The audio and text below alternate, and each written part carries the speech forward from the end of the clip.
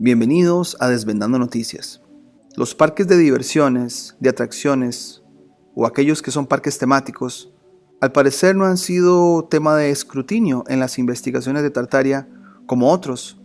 No obstante, el canal de habla inglesa Conspiracy Are Us hace poco desarrolló una serie de 3 videos y queríamos presentar su contenido junto con otras cosas que nosotros hemos indagado también. Resulta ser que si nos devolvemos para ver cuál es el origen de los parques de diversiones, llegamos hasta la Feria Mundial de Chicago en 1893. Según la versión oficial, fue ahí donde se instaló el primer parque de diversiones. Muchos de nosotros en Latinoamérica hemos escuchado hablar de la Rueda de Chicago, o la conocida Rueda de Chicago, que realmente es llamada la Vuelta al Mundo de Ferris, nombre del supuesto inventor. Con esa supuesta motivación llegamos a los primeros años del siglo XX, con este párrafo que dice: hacia el cambio del siglo, los parques de atracciones estaban surgiendo en todo el país. Entre 1900 y 1915, se estima que 2000 parques de este tipo zumbaban de costa a costa, según Lauren Rabinovitz. Hay una propagación de parques de diversiones a montones en Estados Unidos. La pregunta que podemos hacernos es: ¿realmente las élites querían tratar o traer entretenimiento a personas en forma de parques de diversiones? Es muy posible que todos nosotros respondamos no. Entonces eso nos lleva a la pregunta: ¿cuál fue el criterio para que un terreno fuera idóneo para este tipo de parques? Bueno, vamos a analizar varios en Estados Unidos, que de hecho nos revelarán mucho, especialmente porque hay algo en sus fotos antiguas que no calza con lo que nos cuenta la historia oficial. De lo que indagamos, pareciera que fueron regiones geográficas con otra función y propósito más grande que el de simplemente entretener. El más significativo de todos estos va a ser uno que se llama Coney Island o Coney Island. Dice: uno de estos lugares fue Coney Island en Brooklyn, Nueva York, donde una línea de tranvías tirados por caballos llevó a los buscadores de placer a la playa a partir de 1829. En 1875, 1 millón de pasajeros viajaron en el ferrocarril de Coney Island, y en 1876, 2 millones llegaron a Coney Island. Se construyeron hoteles y diversiones para acomodar tanto a las clases altas como a la clase trabajadora. El primer carrusel se instaló en la década de 1870. El primer ferrocarril Switchback en 1881. No fue hasta 1895 que se abrió el primer parque de atracciones permanente en América del Norte, Sea Lion Park en Coney Island. Pongamos atención a los carruseles, a la rueda de Ferris o rueda de Chicago, a la misma montaña rusa y este lugar Coney Island, que lo ven ahí en pantalla.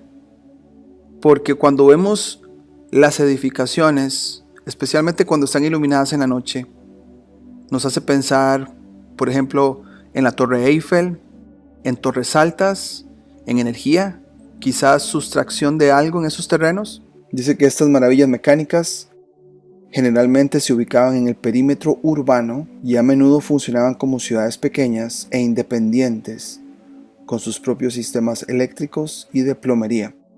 Cuando nos dicen perímetro, así como vimos en Coney Island, donde al borde de la costa están construidos estos parques, y nos está diciendo acá esta fuente oficial que funcionaban como pequeñas ciudades independientes también, con sus propios sistemas eléctricos y de plomería.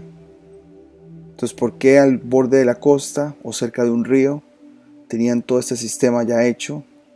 Bueno, esa es la pregunta. Cuando se habla de los trolley, así en inglés, la traducción de Google nos está dando como parques de carritos. Dice que eran parques de atracciones cerrados, situados al final de una línea de tranvías, como al final, al llegar hasta la costa usualmente. Después dice por acá que la ubicación del parque al final de la línea ayudó a garantizar que los carritos viajaran casi a su capacidad máxima durante toda su ruta, en lugar de salir y llegar a la estación final sin pasajeros. Además, debido a que muchos de estos parques estaban ubicados en las afueras de las ciudades, las líneas de tranvía podrían cobrar 5 o 10 centavos adicionales a su tarifa estándar. Esa es la versión oficial que nos venden, que para que los carritos de tranvía llegaran hasta el final no vacíos, entonces ofrezcámosles estos parques de diversiones a la gente para que pues se monten. Sin embargo, pareciera que eran quizá algunos lugares de alguna concentración energética. El youtuber Conspiracy R Us nos comparte las entradas de estos parques. Vamos a ver aquí que este es el Luna Park, el más conocido, el de Nueva York. Cuando vemos que la entrada obviamente es enorme en comparación al tamaño de las personas, pero en sus columnas tienen esta tipo torre con una esfera arriba y 4 a los lados. En este caso se ve ahí como la bolita con la antena y con una bandera. Sin embargo, hay otras fotos de otros Luna Park, por ejemplo este en Pittsburgh, que no tiene las antenas, pero sí tiene la esfera o el orbe. Igual un orbe central en el medio con 4 a los lados. Muy interesante el patrón que se repite en la entrada, igual enorme en comparación al tamaño de una persona. Este es de Luna Park en Cleveland, igual se ve el orbe central en el medio y las 4 al lado. Ahora cuando nos vamos a otro Luna Park, pero este es en Seattle, vamos a ver que una foto nos muestra las torres o la torre central con probablemente el orbe, no lo podemos ver en esta foto, pero los otros sí lo tienen aquí. Y cuando vemos otra foto del mismo lugar, ya las antenas no están, pero sí vemos el orbe principal. Lo que se está descubriendo aquí es la forma geométrica, que hay una torre principal en el medio con un orbe y 4 alrededor.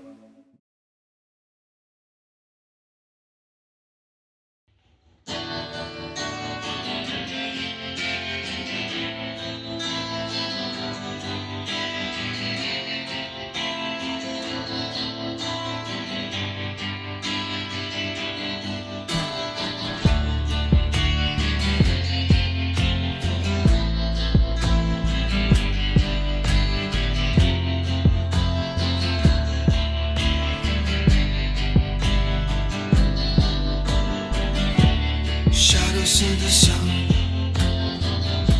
another night's begun. It's always dark in Luna Park. Winds across the moon, electric storms and soon a flying spark in Luna Park. And when we're getting high, we're happy. Somebody's sitting fire, we're happy. The big wheel in the sky will make you scream. Come on, join the line. The ghost train leaves on time. It's always dark in Luna Park. On the shooting range, the plastic prices never change. So make your mark on Luna Park. When we're getting high, we're happy. Somebody's sitting fire, we're happy. The big wheel in the sky will make you scream. Thunder, I wonder, a storm will come one day to blow us all away. Like dust on the moon in Luna Park, it can't be dark too soon.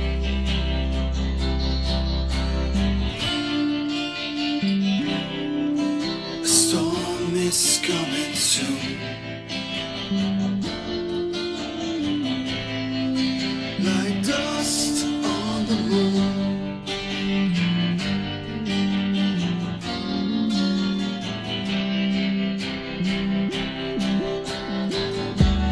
Every night we go to the latest horror show. You hear the screams in Luna dreams. Fortune tellers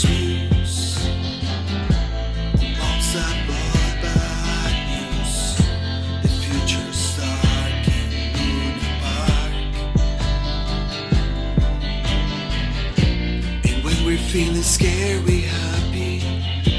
With circuses and bread we happy. That whirling for machines are all we need. Thunder, I wonder, a storm will come one day to blow us all away. Like dust on the moon in Luna Park, it can't be dark too soon.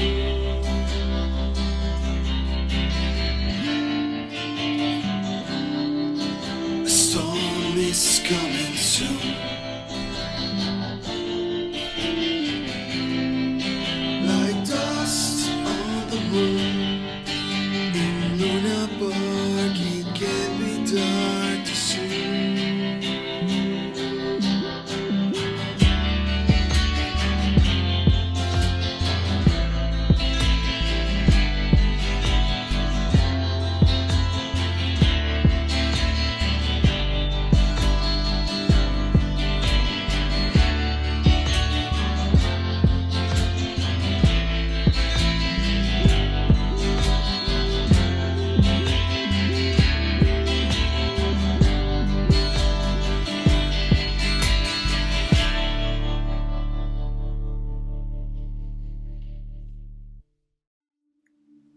Ese fue nuestro intento de hacerle un cover a esta canción de Pet Shop Boys, Luna Park. Sé que algunos de ustedes conocen pues qué hacía yo antes de empezar el canal.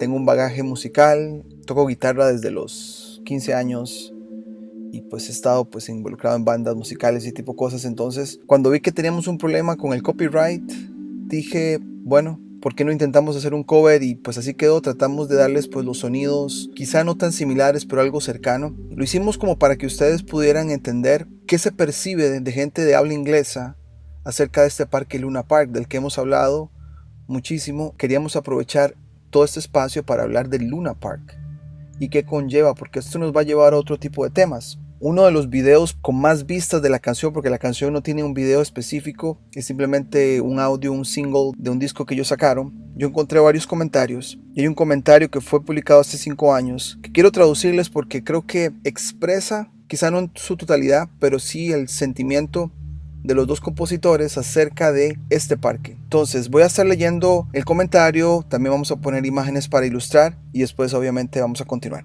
Dice que la edición de abril de 2005 del disco Literally mencionó esto como una canción escrita por Chris y Neil en 2003, pero reservada para su posible inclusión en su próximo álbum. En mayo de 2005 se informó que Trevor Horn estaba trabajando con Neil y Chris en el estudio en esta pista, y las partes orquestales se grabaron el mes siguiente.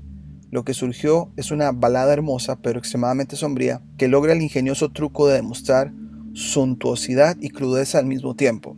Hay y ha habido muchos Luna Parks.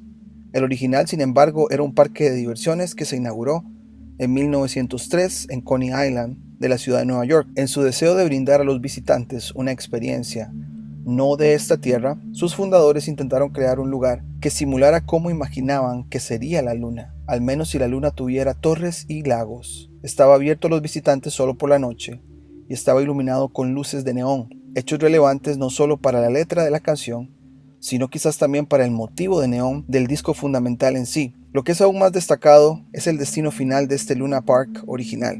En 1912, menos de 10 años después de su apertura, fue seriamente dañado por un incendio. Aunque logró reabrir poco después, sin embargo un segundo incendio catastrófico en 1944 destruyó completamente el parque. Sin embargo, a pesar de estos cataclismos, posteriormente se construyeron otros parques lunares en varias ciudades del mundo.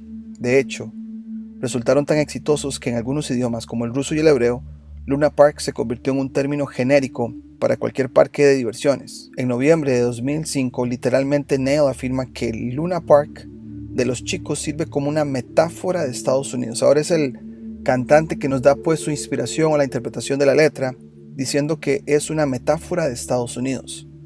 Como varias canciones de Fundamental, parece haberse inspirado en la guerra contra el terror. Entonces, si Luna Park es de hecho Estados Unidos, ¿qué sugiere la línea siempre está oscuro en el Luna Park? Aparte, por supuesto, del hecho histórico de que el Luna Park original estaba abierto solo por la noche. ¿De qué manera Estados Unidos es un parque de diversiones donde siempre está oscuro. Ese, en efecto, es el tema de la canción. Para gran parte del resto del mundo, con razón o sin ella, Estados Unidos debe parecer un vasto parque nacional de diversiones. Un lugar irreal, donde la gente se dedica al entretenimiento y al disfrute, a divertirse y a mantenerse en el aire. La oscuridad, aunque si esa oscuridad es simplemente un medio para un fin o un fin en sí mismo, es un tema de debate. Mira las frases que Neil usa para describir este parque de diversiones. Con sus premios de plástico, cuando estamos subiendo más arriba estamos felices, alguien está comiendo fuego, somos felices, todas las noches vamos al último espectáculo de terror. ¿No son estas descripciones precisamente el tipo de adictos al entretenimiento, hastiados e insensibles que a menudo se acusa a los estadounidenses de ser? ¿Y por qué? Es porque los estadounidenses están y siempre han intentado desesperadamente, a menudo con la ayuda de la tecnología, evitar los verdaderos horrores del mundo, horrores que ahora se acercan cada vez más a casa en una era de terrorismo creciente.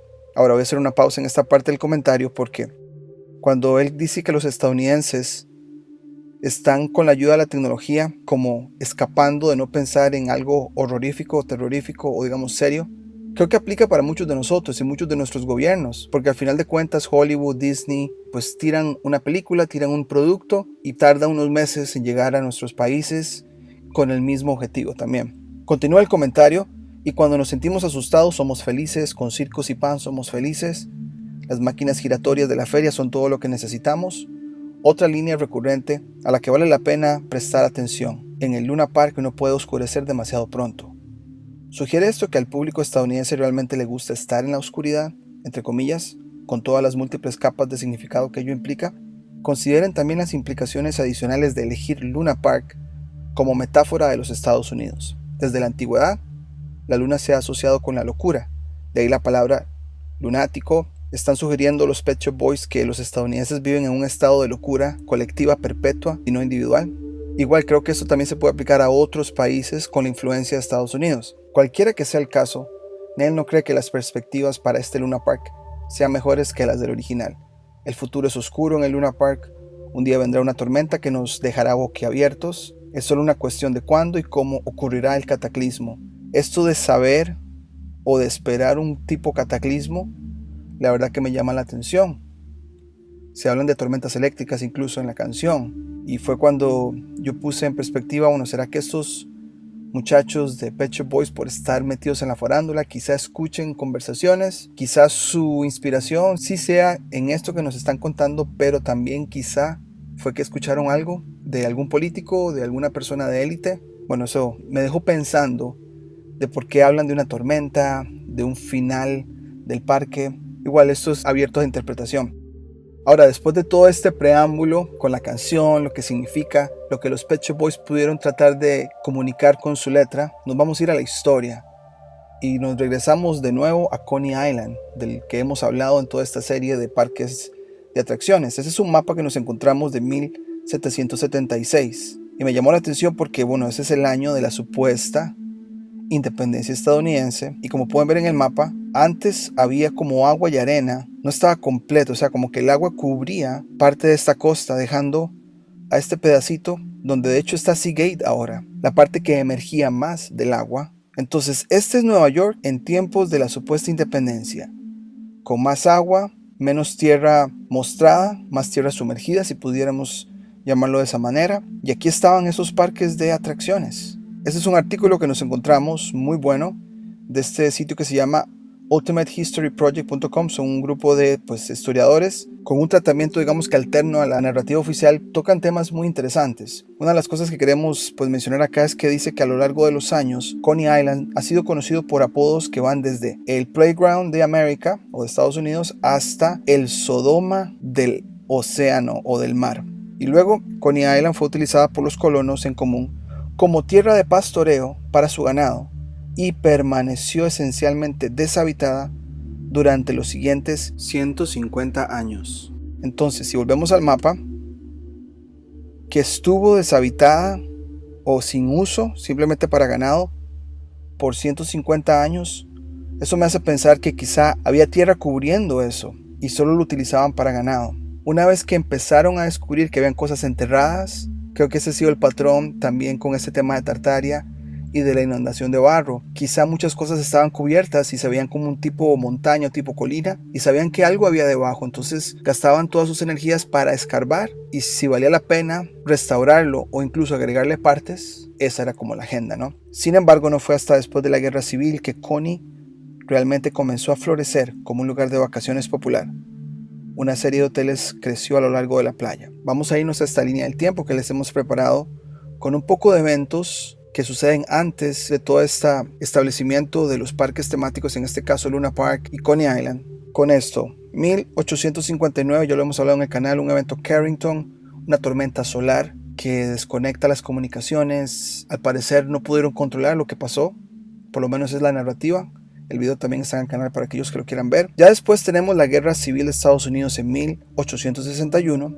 Un año después, la invasión francesa en México, en Puebla, el famosísimo 5 de mayo, para los que más o menos no conocen ese dato. Luego tenemos la Triple Alianza en Sudamérica en el 64. Entonces estamos hablando que en un rango de unos 4 años, lo que los libros de historia nos hablan como invasiones, guerras, peleas entre dos bandos, suceden. O sea, como que no sé si se pusieron de acuerdo, quizá hubo una agenda detrás que no nos quieren contar, por lo menos esa es mi duda. La verdad que yo no creo, con todo lo que nos cuentan estas victorias épicas, y quizá hubo algo detrás. Puede ser un cataclismo, puede ser el uso de una arma. Hemos visto patrones en donde al parecer no conocen el uso de una tecnología antigua de una civilización pasada, y por no saber entonces quizá cometen el error de que el arma o la tecnología les hace como una jugada y obviamente consecuencias, pero la verdad no me suena que dos bandos hayan peleado. Ahora, después de este trasfondo histórico, ¿qué sigue? Las novelas de Julio Verne.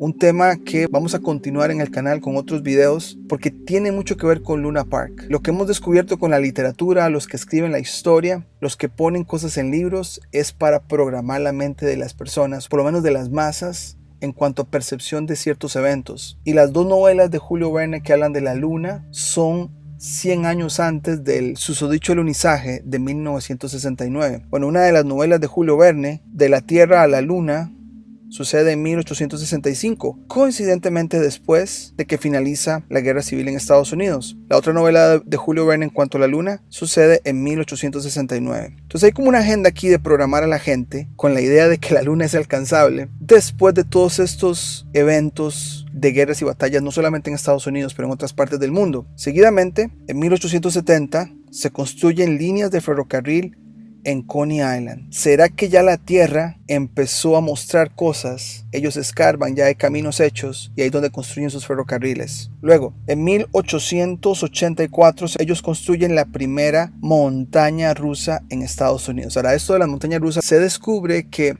las montañas rusas eran antes sitios de excavación de minerales en montañas. Entonces necesitaban los carritos y los rieles o las líneas, digamos, de tren para esos carritos que subieran para recolectar lo que fuera y bajaran para poder llevarlos a otro lugar. Entonces ya después de utilizarlos tuvieron que encontrarle un uso, y creo que lo encontraron en el entretenimiento, pues para no botar toda esa construcción o toda esa infraestructura que habían construido, que básicamente nos lleva a la extracción de recursos, un patrón que han hecho estos de la élite por generaciones. O sea, ir a un país y extraer todos los recursos posibles. Bueno, lo hacían acá y eso llegó a convertirse en montañas rusas. Luego hay una apertura de un primer parque en el área de Coney Island que se llama Sea Lion en 1895, y en 1903 se construye Luna Park. Y como vimos en el comentario de Pet Shop Boys, tiene un incendio inicialmente, lo restablecen y hay un segundo incendio en 1944 donde es demolido y todo el asunto, muy cerca del final de la Segunda Guerra Mundial.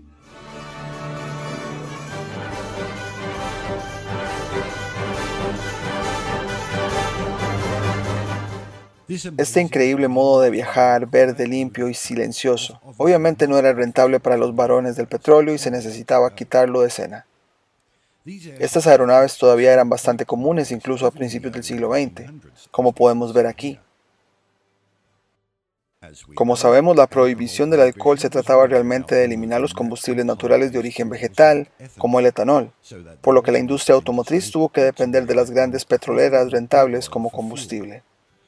Pero ¿cómo eliminarías a tus mayores competidores que pueden volar sin el uso de combustible a base de petróleo? Asustando a todos para que no volvieran a poner un pie en una de estas aeronaves. ¿Les suena a bandera falsa?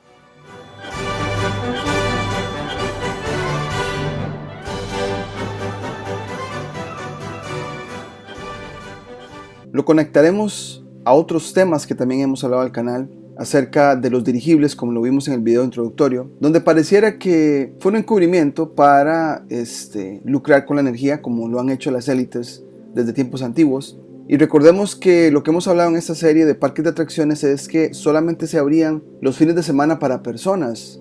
Sin embargo, los textos no nos dicen para qué se usaban durante la semana. Creo que con esto que vamos a leer hoy podemos hacer algunas conexiones y saber y quizá pensar en qué pudieron usar esta área de parques de atracciones, entre comillas, durante la semana.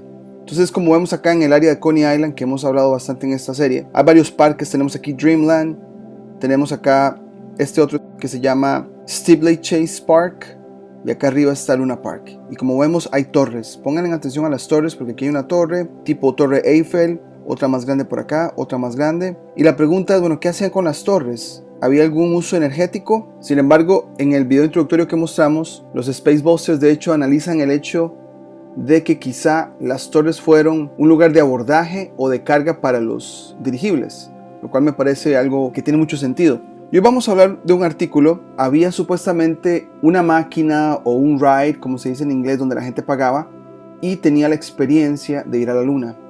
Ahora, esto de ir a la luna tiene mucho que ver con programación predictiva. Al parecer la élite estaba muy interesada en mantener esa narrativa del viaje a la luna o de un alunizaje desde años atrás. Pero antes de iniciar con este artículo, otro artículo que nos encontramos de La Capital, diario argentino, donde se llama El Apolo de Julio Verne. Van a ver que, bueno, la foto ahí del libro, pero dice aquí algo muy interesante. Bueno, que se cumplían supuestamente los 48 años del susodicho alunizaje, pero acá dice que Julio Verne no fue el primero que escribió sobre un viaje a la luna. Fue precedido, entre otros, por Luciano de Samosata en el siglo II, por Cyrano de Bergerac en 1657 y por Edgar Allan Poe en 1835. Pero su novela De la Tierra a la Luna coincide con la realidad en tantos detalles que para muchos de nosotros es el relato sobre los viajes a la luna por excelencia. Verne describe una misión organizada en Estados Unidos que lleva ¿a cuántos pasajeros?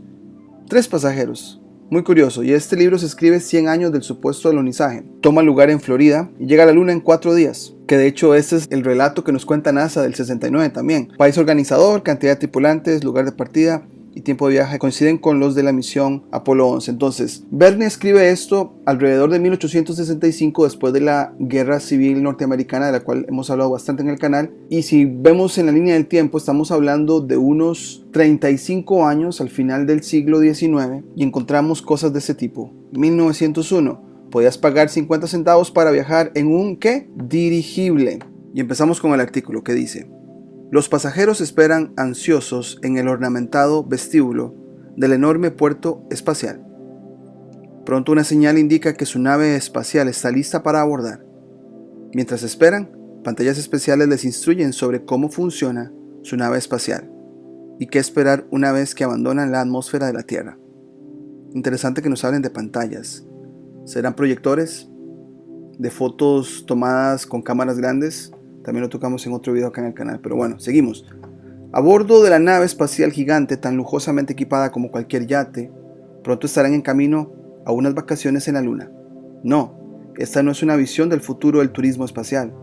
Es lo que sucedió en 1901, cuando la gente podía pagar $0.50 por un boleto para viajar al espacio. Ya había habido extravagancias espaciales en el escenario. Un viaje a la luna, o A Trip to the Moon en inglés, una obra basada en la novela clásica de Verne, apareció en el Booth Theater de Nueva York en 1877. A esto le siguió un número de música y baile llamado en inglés A Trip to Mars, o en español Un viaje a Marte. El éxito de estos puede haber inspirado al arquitecto Frederick Thompson a crear un espectáculo único llamado Un viaje a la luna para la exposición panamericana que se celebró en Buffalo, Nueva York en 1901. Tenía varias ideas en mi cabeza, Thompson escribió, todo lo cual fue insatisfactorio hasta que se me ocurrió la idea de un dirigible e inmediatamente pensé, ¿a dónde llevar el dirigible? Y entonces se me ocurrió, a la luna. Haremos una pausa. ¿Será que ya se usaban para transporte? No nos quieren decir mucho de ese detalle, pero en los fines de semana, ¿para qué los podíamos utilizar? Bueno, ¿será que Teniendo esto ya a la mano, simplemente se le dio un uso de entretenimiento, pero tenía otro uso aparte de ese, ¿no? Thomson no escatimó con gastos para crear la ilusión de un viaje a la luna. Para albergar su espectáculo, erigió un edificio de 25 metros de altura y 40.000 metros cuadrados que, por pura opulencia, avergonzaba a los teatros de ópera europeos. La construcción costó la asombrosa suma de $84.000, en un momento en que se podía construir una casa cómoda por $2.000. Ahora, cuando nos hablan de que construyen un edificio, pues ya sabemos el patrón. Probablemente ya era un edificio construido, lo encuentran, escarban, le hacen algunos reajustes y lo restauran. Dice por acá que por 50 centavos, el doble del precio de cualquier otra atracción a mitad de camino, como la siempre popular Upside Down House, los clientes de la compañía de navegación aérea Thomson hicieron un viaje a la luna en una nave espacial de 30 asientos llamado Luna.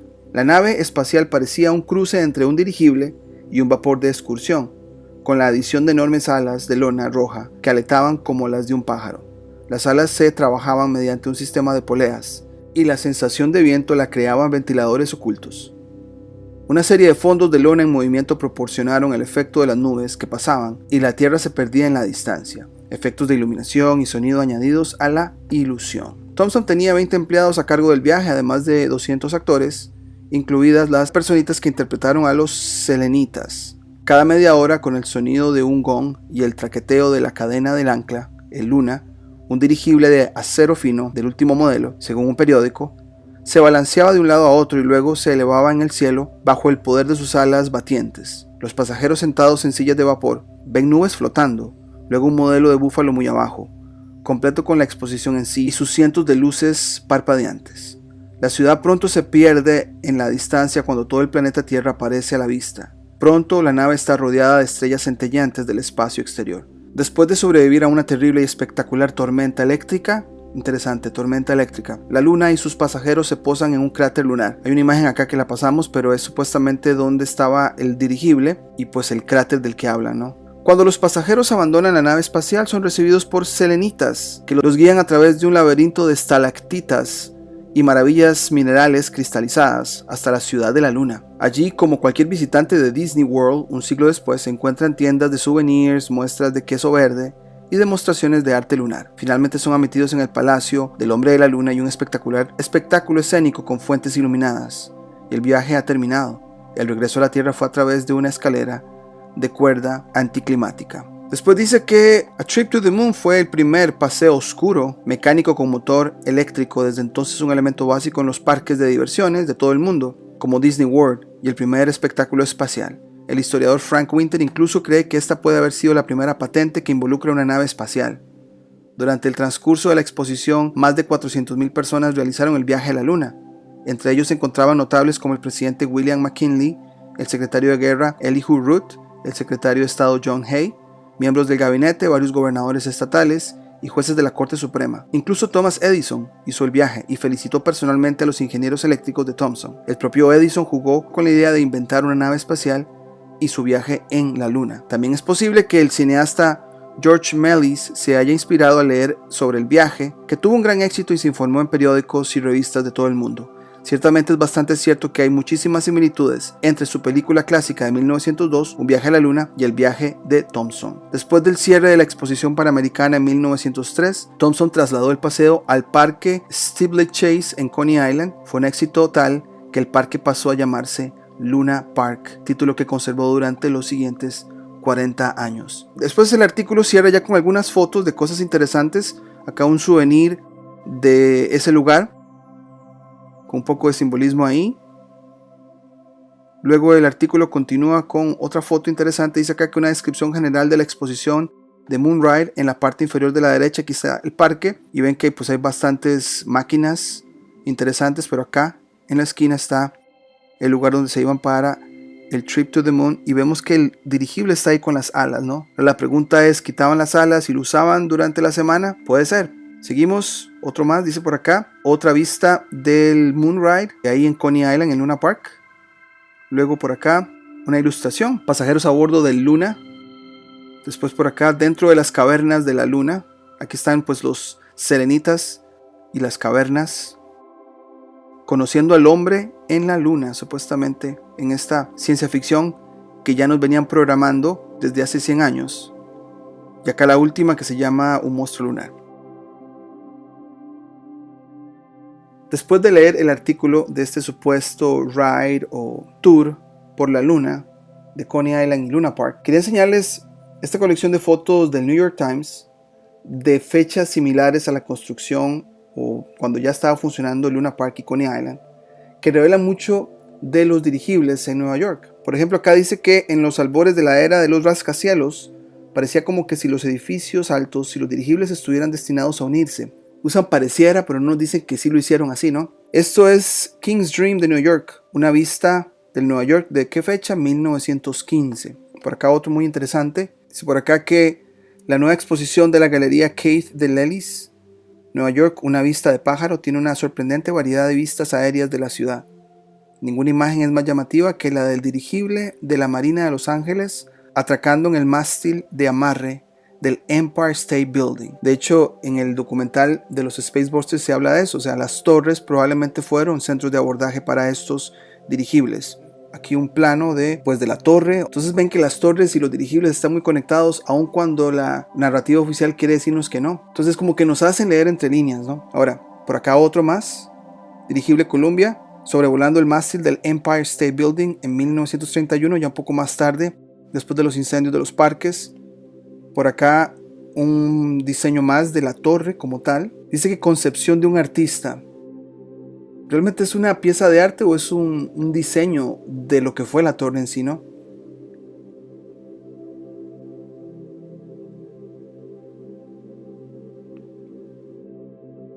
Y acá otro más, un poco más tarde en la fecha de 1936-1937, pero estamos hablando de New Jersey, una ciudad muy cercana a Nueva York, pero bastante reveladora la foto.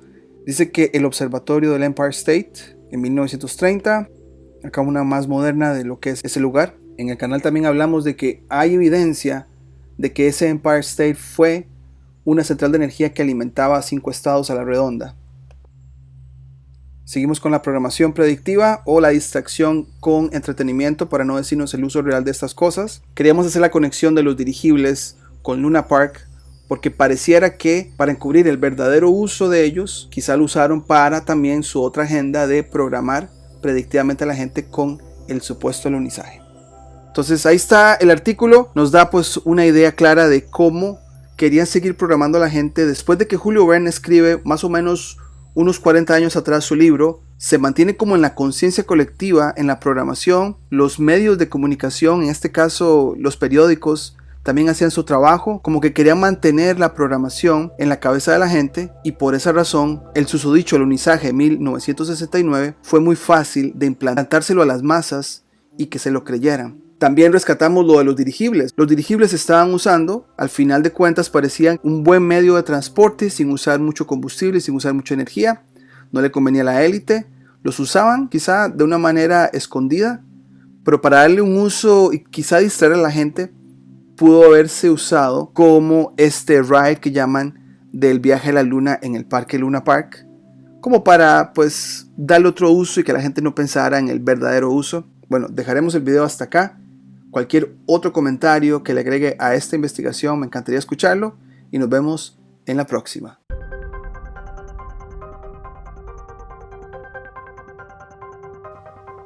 Si te gustó el contenido del canal, no olvides suscribirte, darle campanita para notificaciones, darle me gusta, comentar o compartir. Hasta la próxima.